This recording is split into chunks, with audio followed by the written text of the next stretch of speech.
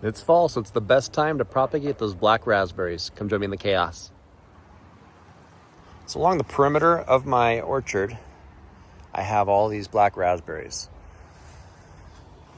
And the easiest way to propagate these things, if you've ever dealt with any type of blackberry or raspberry, is going to be with layering, especially tip layering. And they'll do this naturally. But what I like to do, as you can see with all this new mulch that I laid down, they'll send out all these new canes. So I have dozens, maybe even 100 or so along this 20-foot stretch, 30-foot stretch. Yeah, it's probably more like 30 feet. Anyway, it doesn't matter.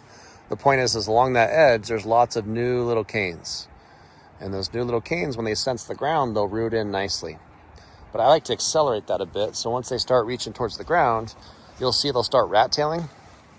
What do I mean by rat-tailing? If you look at these, see how that tip looks different? Like here I have leaves, and then suddenly I have this really skinny tip. And that'll actually happen if I, see if I can pull these. I can't even move that. So this one already rooted into the base of my apple tree right here. Sometimes you'll get ones that you can kind of lift up.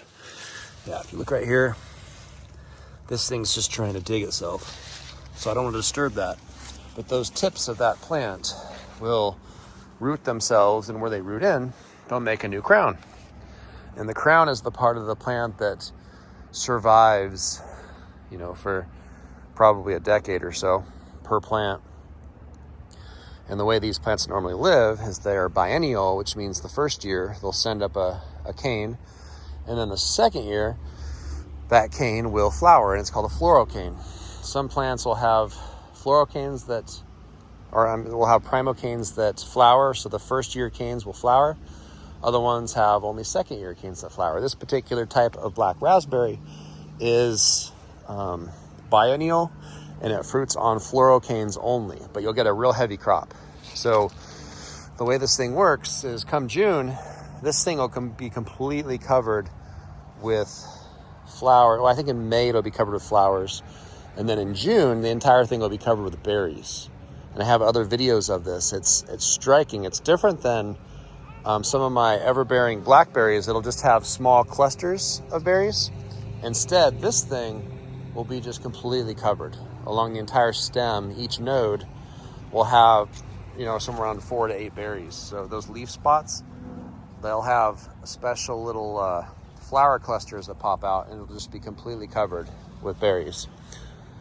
And so if you want more berries, then, if a little bit's good, then more's better or something. But if you let these canes touch the ground, they'll root out. And instead of having, like right here, I think I did one plant every 1.5 feet or so. So I probably have somewhere around 50 black raspberry plants. But if each one of these, makes 2 plants, then I go from 50 to 150. And you can imagine that increases exponentially until you run out of space. And I'm going to try to keep these confined to this little area right here. Nice branch. I love those leaves. They're very pretty. You want to show Mom? Hey, darling. So anyway, these things will propagate themselves pretty easily. But if you put down, like I did here, where all these were touching down, I just put a whole bunch of mulch. Real easy to do in fall. Once everything starts calming down, just get a whole bunch of mulch of your favorite type. And, you can use grass clippings or old leaves.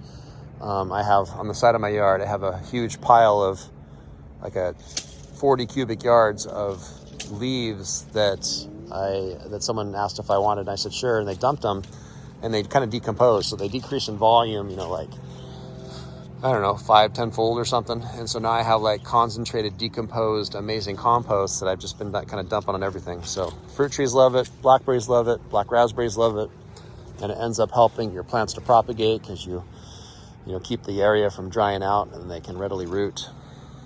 And so if you create a defensive perimeter like I have with black raspberries, it helps to thicken it up. So instead of being real thin right here, eventually it's going to look like that over there, where it's just a big, thick wall of food. So that's how I do it. Thanks for joining me in the chaos.